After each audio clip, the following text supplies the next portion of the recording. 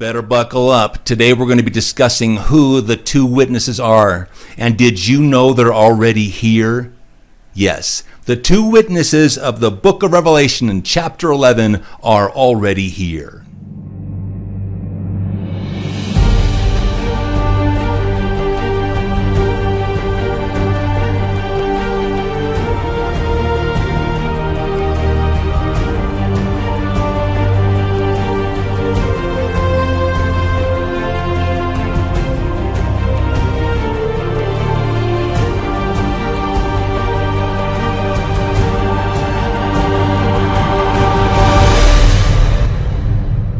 I have been told repeatedly, you have been told repeatedly, the most common thesis to the book of Revelation in chapter 11 and the two witnesses that are seen there is that we are looking at Moses and Elijah coming back. That this is who the two witnesses are. Now I can't be the only one that has heard this. It's repeated everywhere. And I know there's other people saying, well, the two witnesses are these other two individuals, and or in the end, it's simply two individuals. Two different people. That's who I heard most. Now, I preached about this a couple years ago, threw it into a book that I released a couple years ago. And at that time, when I scoured the internet, I could not find anybody saying what I'm about to tell you. Now, I'm not saying that since that video that I did a couple years ago that somebody else isn't preaching what I'm about to tell you now. I've seen that happen numerous times. I preach something, and all of a sudden somebody else is out there preaching it. I mean, that's fine. You do want truth being said, but I'm going to tell you this again. The most common thesis is Moses and Elijah. So what we're going to do, we're going to read and we're going to see what these two witnesses are. According to the Word of God, your argument with whatever I give you today is going to be with the Word of God because I'm only going to give it.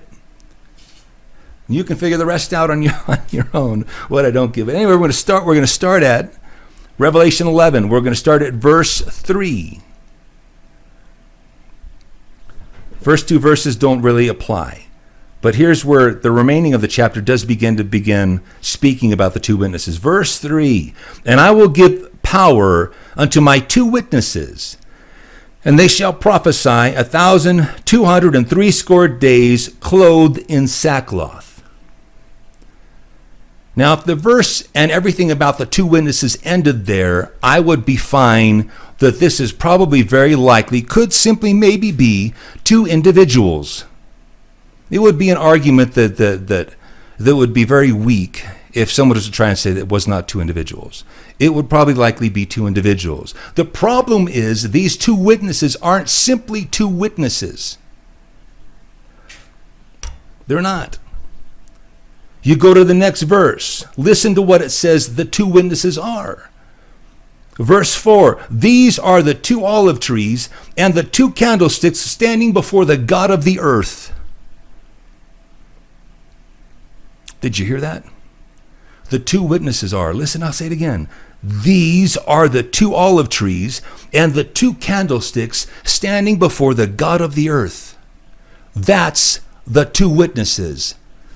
You don't just have two witnesses, folks. These two witnesses are two olive trees and two candlesticks standing before the God of the earth. And get a load of this. Get a load of what these two witnesses, two candlesticks, two olive trees are capable of doing.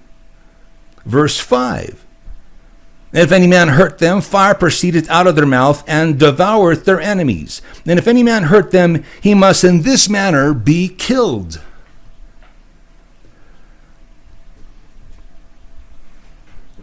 Now, I've heard it used to be said, you can go back 30 years, 20 years ago, we believed at that time that we were going to have two individuals again breathing fire out of their mouth.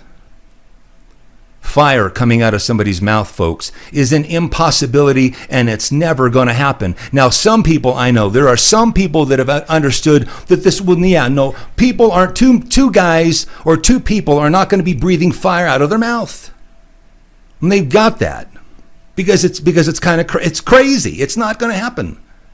And we've lent the idea, okay, I can believe that it's not going to be two people breathing fire to them, so it must be something else. But I got to tell you, if you can take it to that extent, why can't you also conclude that this probably isn't two individuals at all? If you understand two individuals aren't going to be breathing fire out of their mouth, why don't you get that this isn't simply two people at all? Why don't you take your rationalize it and go that far at least with it? Go out on a limb, folks.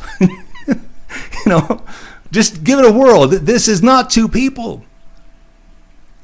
At the very least, here's what you got. You got two witnesses. These are the two the two olive trees and the two candlesticks standing before the God of the earth. They are capable of breathing fire out of their mouth. But we're talking, these are symbols, folks. This is figurative. A candlestick is figurative. An olive tree is figurative. And if that's figurative, you'll likely probably find out the two witnesses are figurative. Now let's start with the two witnesses first. We need to find the meaning of what they are. The sum total. The two witnesses are also two candlesticks and are also two olive trees. They are. I know some of you got a problem with this already because you already see where this is going. You got two witnesses that are also, and you cannot deny it. I'll say it just one more time so you actually have to hear what the Word of God says. This one more time. And I will give power unto my two witnesses, and they shall prophesy 1,260 days, clothed in sackcloth. These are the two olive trees. These, what? The two witnesses are the two olive trees and the two candlesticks which stand before the God of the earth. Now, what is a witness? We all know what a witness is. A witness is that which testifies to something else. That's a witness, folks. It is that which testifies to something else. But you can find out right now who these witnesses are testifying to by the very first verse, verse 3. Listen. And I will give power unto my two witnesses. Did you hear that? These witnesses are God's witnesses. So these witnesses are a testimony and or testify to God. Right? So we got two witnesses which testify to God. Are his. It doesn't belong. They're not testifying to anything else, just to God. Now let's keep going. I hope nobody's arguing with that one. So let's take a look at what these two witnesses are. Now, according to what they are the two olive. Get a load of this. They are also two olive trees. Right? And they're two candlesticks. Correct? You got two witnesses that are also two candlesticks and two olive trees. Now let's take a load of this real quick. First off, according to Jeremiah 11, 12, or 16, I believe it is, the Lord called, listen to what God's calling Israel. The Lord called thy name a green olive tree, fair and of goodly fruit. So Israel, according to God, according to the Bible. Now I need somebody just to get this. The Bible interprets itself, folks. If we have symbolism, we want to find out what an olive tree is, you'll find out the interpretation within the Word of God. And here's another truth that's standard. If an olive tree is one thing, one interpretation over here, and in this particular case, it is God's people, specifically Israel right here, you cannot look to somewhere else and expect there to be another definition or another alternative definition meaning to an olive tree anywhere else. It will be constant throughout. You understanding me? You're not going to have, if there are two different meanings to some symbol, it would give you both of them, but it's going to remain constant. It's not going to alter itself. That'd be that'd be ludicrous. That'd be kind of crazy, folks. So if an olive tree is God's people, specifically Israel right here, then we can count on the olive tree no matter wherever else we see it. If we're talking something that's symbolic and or the olive tree, then it's always going to be Israel. It's always going to be his people. The meaning will not change. You can't find it. If you're out there thinking that, then you're out in la la land. I'm sorry. It's always constant throughout the word. But here's where it starts getting pretty interesting. If we understand a tree is God's people, in this particular one, it's Israel, still God's people. What is a tree? Folks, a tree is a lineage. It's a people. You could even say it's even a race. That's what a tree is. It's a tree. And branches are the people of the race, of the lineage. I mean, haven't you ever been to Ancestry.com? I mean, really, guys, I mean, you really should know this. I'm kidding. I'm not going to use Ancestry. However, that I even think that's their symbol. A tree is a people. And the branches, and this is important, the branches are the people of this lineage, of this race. You can, again, see this in the Word of God. In Zechariah 6:12, you learn who the branch is. It's Jesus. Jesus is the branch. See what I said? Now, you think if anybody was to be a tree, it would be Jesus. But no, even Jesus is the branch. Are you hearing me, folks? And this, what does this mean if you just rationalize a little bit? What does this mean? If a branch is a person, and we can also find out in Romans, in fact, I'm going to read a little bit on my book. In Romans, you see people are branches. Romans, I believe it's 11, verses 16 through 20, or 25. I'm going to read some of them to you.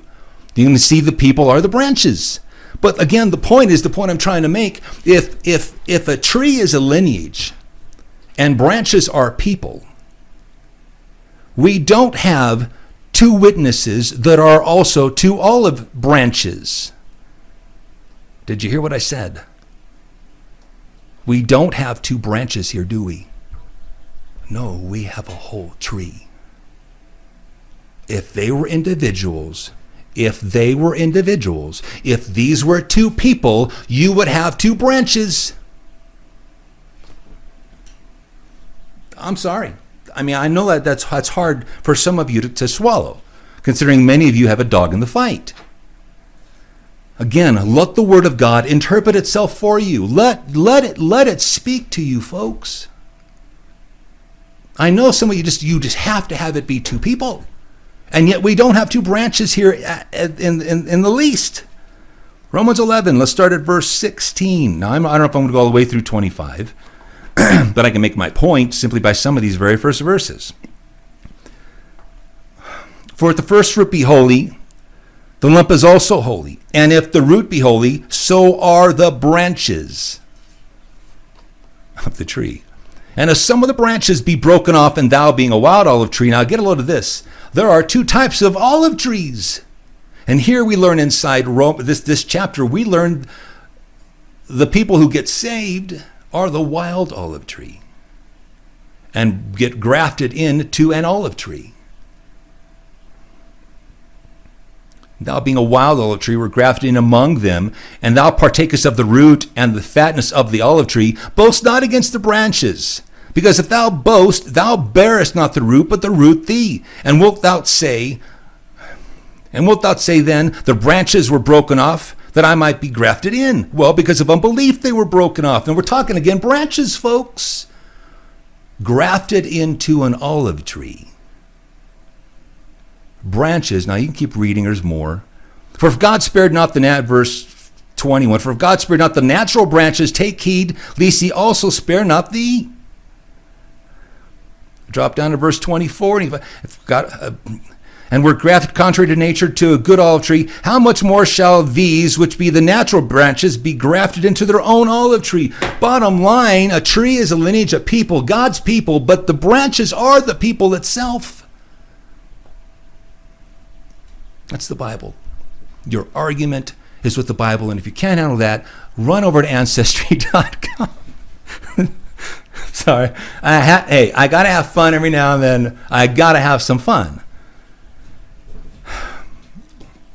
Before we move on, I want to make one point. What do we have here? We got one olive tree is God's people. This olive tree here in Jeremiah is told that God speaks to Israel as his people, being the olive tree. Israel specifically. So we have one olive tree. I can tell you at least one olive tree, likely, very much likely, if it's the same throughout the Word of God, you got one of these trees being God's people, Israel. Problem is we have two olive trees here, not just one. There are two. And we also have 2 candlesticks. Go over to, you can learn it in the very first chapter of Revelation, book of Revelation. I'll give you verse 20, wherever that has gone. Verse 20. A candlestick. Jesus himself gives John the meaning, or us, the meaning of a candlestick. What is a candlestick? Again, you're not going to have a candlestick being something over here and then it's going to completely change the meaning elsewhere. It's not going to happen. It's constant. Verse 20, the mystery of the 7 stars which thou sawest in my right hand, and the 7 golden candlesticks. The 7 stars are the angels of the 7 churches, and the 7 candlesticks which thou sawest are the 7 churches. That's the meaning of a candlestick. A candlestick is a church, folks. A candlestick, according to Jesus, is a church. And yet these 2 witnesses are not just 2 olive trees. They are 2 different churches. And a person, by any means, is not a church. You at least got to have more than one. You got at least got 2 going on, folks, I'm going to tell you. But we're talking 2 separate candlesticks. Not one. That's what even makes it more interesting. We're not talking 2 different olive trees of the same religion. Are you hearing me? No, these are 2 different people, God's people, one being Israel. If you can go with that.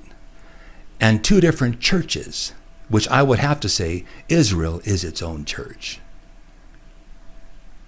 It is. Israel has its own Judaism. That's what we're talking. If we're talking 2 different religions, and we're not talking 2 different people of the same, or we'd have 1 candlestick.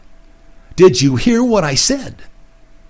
2 different lineages, 2 different people, but also 2 different religions, folks. I hope you're getting this. We got 2 different religions going on here. And if Israel is one of the olive trees, the Jews, what is their religion? Judaism. So we have another olive tree and another religion going on here, which also stands before the God of the earth. And what would that be, folks? What would that be? If one is the Jews, the olive tree, who is these other people? Who is this other witness that testifies to God? Who is this other people that God would be considering his? If it's not the Jews, who is it? It's Gentiles. And it's another church entirely. It's Christendom. It's Christians, folks.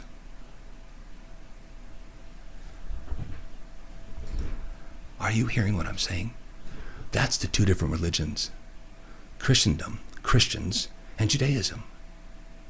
The 2 different people, the Jews and the Gentiles. Both witnesses for God. Piece it together. You cannot have 2 individuals, simply 2 witnesses. No, these 2 witnesses are also the 2 olive trees and the 2 candlesticks. And if one, according to the Bible, if one is Israel, we are talking that tree being the Jews. You must conclude, obviously a whole nother people, a whole nother tree. Gentiles. 2 different religions, 2 different candlesticks, 2 different churches, Judaism and Christendom. Now there is another major, the granddaddy of overlays to the book of Revelation, inside Revelation chapter 11. It's amazing. I was amazed. God spoke to me one day in my house, and I was in the kitchen. He spoke to me a word, and I was like, he spoke to me a word that wasn't even in my vocabulary. I knew the word, but I never said it. It wasn't a part of my vocabulary. When God spoke it, it was a resounding, an amazing, you got to be kidding. But I'm not going to give it on this channel. I gave it a long time ago. It took 2 videos to do it, and I'm just not going to do it. It's in the book, which, by the way, the book has come back. I got it done. So in the next couple of videos, I will be giving you guys the book again. And you will see, if you want the book, that part of this revelation that takes a word of knowledge. You cannot see it without God speaking to you. I promise. I never saw it. So in the next couple of videos, I will be offering the book. If you want to get it, you'll see the rest of the revelation that goes into this chapter. It's an amazing chapter, and many of you already have the book. Have already known the revelation. I'm not going to talk about it on here, but it's awesome. So I want to leave you with this. You're not talking to individuals. 2 individuals is an impossibility. Now, again, you may have some credibility if there was no such thing as verse 4. That didn't say that these were the 2 witnesses were also 2 olive trees. It doesn't say these are 2 olive branches either. And a church is not 1 person. It's not. It's never going to be. Now you have to separate to stick with your 2 individual theory. You got to get rid of verse 4, and I highly recommend you don't do that. And if you want to take it in, you need to understand, again, a branch is a person. Even Jesus himself was the branch. I know nobody likes unpopular messages, but I am tasked with giving messages that go against the grain of mainstream. That's this ministry, and I didn't ask for it, but I'm going to certainly do what God tasked me with. Look for more to come. Till next time, take care and God bless.